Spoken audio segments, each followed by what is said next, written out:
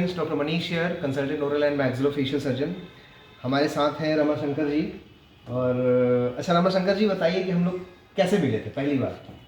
Sir हमारे दांत में का दर्द हो गया, तो हम सोचे कि दांत में कहीं इंजर्ड है, आपसे दिखवाएं। हाँ।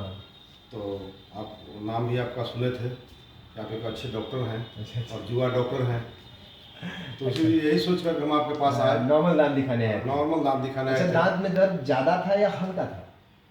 दांत में दर्द ज़्यादा था। ज़्यादा था। ज़्यादा था। और कुछ सूजन वगैरह भी था क्या? सूजन था, गोली चली थी।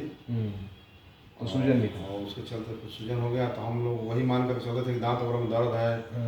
घर पर गांव देहात के हम लोग रहने वाले हैं, कोई भी नॉर्मल एंटीबायोटिक दवा खा लेते थे। हाँ। लेकिन आपके आने के पहले एक सप्ताह से दांत का दर्द तेज था, बहुत तेज था। किसी भी दवा का असर नहीं कर पा रहा था। तो हम आराम में खोजे कि कौन सा ऐसा डॉक्टर है जिससे मैं ले लूँ। तो आपका नाम लोगों ने बताया, मैं आपके पास आ गया।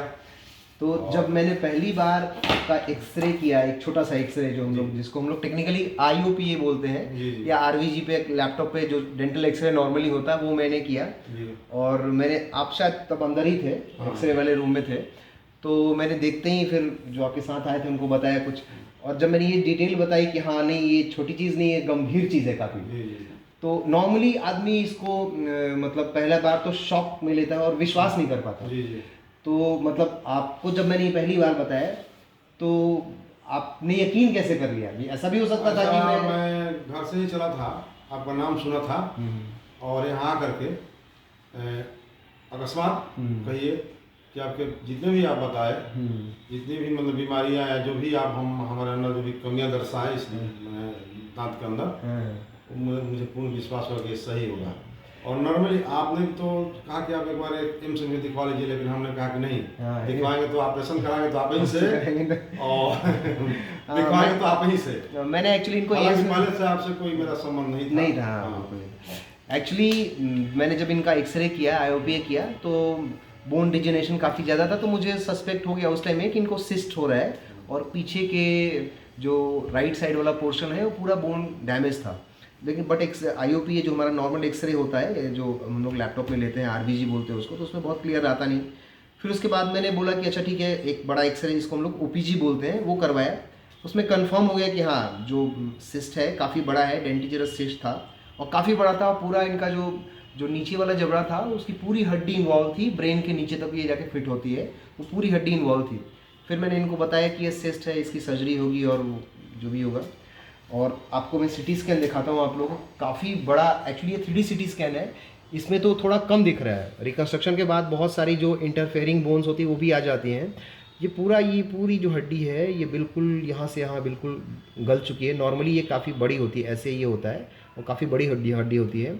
और हमने ये भी प्लान, बाकी जो स्कैन है उसमें और ज़्यादा क्लियर है। काफ़ी स्वेलिंग थी इनको, जो हमारा कान के नीचे वाला रीजन होता है ये, इसको ठीक है, तो ये पूरा काफ़ी स्वेलिंग था, काफ़ी टाइट था, फ्लक्चुएंट था। फ्लक्चुएंट मतलब दबाने से वो दब जा रहा था। एक होता है ऐसी स्वेलिंग जो हार्ड हो काफ़ी, जिसको हम लोग बोनी हार्ड बोलते हैं, वैसे नहीं था, फ्लक्चुएंट था। तो सस्पेक्टेड था कि सिस्टिक लीजन ही है। बाकी स्कैन में आपको दिखाता हूँ, ये पूरा जो बोन है वो डिजेनरेटेड हो गया है। सी दिस एरिया, ये वाला जो एरिया है बिल्कुल डिजेनरेटेड हो गया है। ये पूरा ये एरिया देखिए, ये वाला जो एरिया है ये बिल्कुल, बस इतना ही बोन इनका यहाँ पे, ये पूरी हड्डी ऐसी होती है जैसे इस वाले एरिया में दिख रहा होगा, ये पूरा बोन डिजेनरेट। तो हमने प्लान किया था कि मे भी शायद रिकन्स्ट्रक्शन प्लेट, एक प्लेट हम लोग की आती है, वो भी हमने मंगा के रखा था, उसकी ज़रूरत पड़ी। But by grace of God इनका नीचे वाला जो हड्डी था, जो ये वाला हड्डी था इनका, ये ठीक था, स्ट्रेंथ इसमें बचा हुआ था, तो हमने कुछ नहीं किया। बट इसमें प्रॉब्लम यही है कि कभी कभार देखिए, जब मैं बता रहा हूँ, जब भी किसी को भी सिस्ट हो, अगर इन केस आपका डॉक्टर या डेंटिस्ट बोलता है और वो आपको रेफ़र करते हैं कहीं भी, या अगर आपको डेंटिस्ट भी बताते हैं चीज़ सर्जरी के लिए, तो आपको वो मैक्सिलोफेशियल सर्जन के पास ही रेफ़र करेंगे।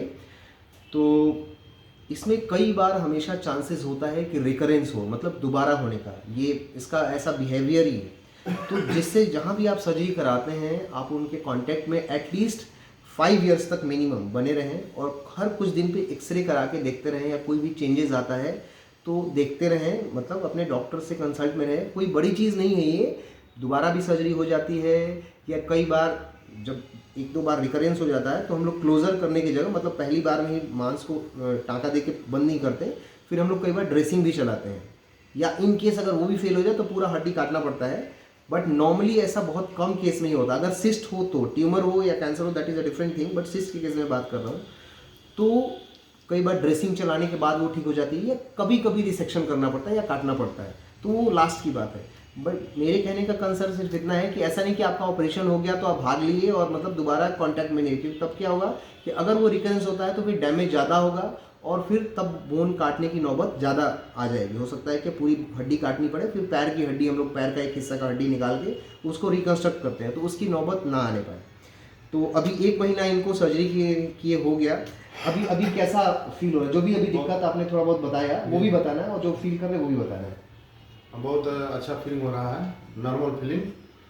वो जो आपने बताया जो हल्का झंझनाहट है, हल्का झंझनाहट थोड़ा सा है, अनबैलेंस थोड़ा सा रहता है वो। हाँ, बिकॉज वो पूरा हड्डी तो कटा हुआ है और नर्व में भी शायद हम लोग जब क्लीन कर ज़्यादा रहे कोई हैं, दिक्कत नहीं है, बिल्कुल नॉर्मल। नहीं, ये भी हो सकता है कि जब हम लोग क्लीन कर रहे थे तो नर्व हल्का सा वो मतलब इंस्ट्रूमेंट से नहीं कटा तो नहीं है, ये तो मुझे पता है, मे भी थोड़ा दबाव पड़ गया, प्रेशर पड़ गया या थोड़ा इंजरी हुआ हो, तो अभी मैं दवा उसका दे रहा हूँ, वो सब ठीक हो जाएगी। बाकी अदरवाइज ऐसे कोई दिक्कत, कोई कोई परेशानी नहीं। Okay, thank you.